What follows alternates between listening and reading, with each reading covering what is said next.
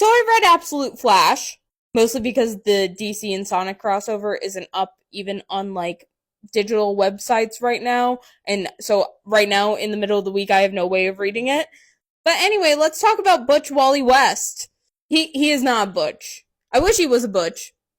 He kind of sounds like a trans man, but that's besides the point. So we get his origin story in kind of like these flash-induced flashbacks, where we see him as a kid living on a military base with his father and meeting Barry Allen. Barry wants Wally to help with his research because he thinks he's a very bright kid. Of course, of course,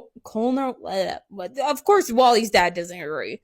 And we're kind of seeing this while in the current timeline, Flash is being hunted down by Captain Cold, Captain Boomerang, and two other people that I'm not sure who they are, because I don't really care about the Flash that much. Anyway, if you know the Flash story, you know how it goes. Experiment happens, giving Wally his powers, the initial experiment that Barry tries. Except because, of course, this is the absolute universe, there has to be a twist. The twist being Barry Allen is dead. And as someone whose least favorite Flash is Barry Allen, I'm happy.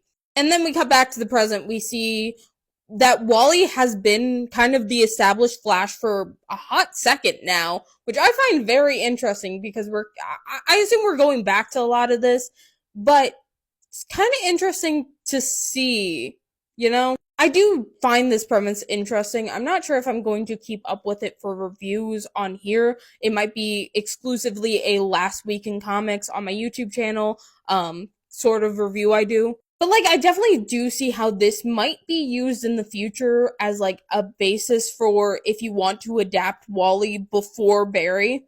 And with this sort of scene at the end, I kind of want to see how the rest of the Flash family might play into this. Iris, Bart. Yeah, I want to see more, Anyway, R.I.P. Midwestern conservative Wally. You've been butched.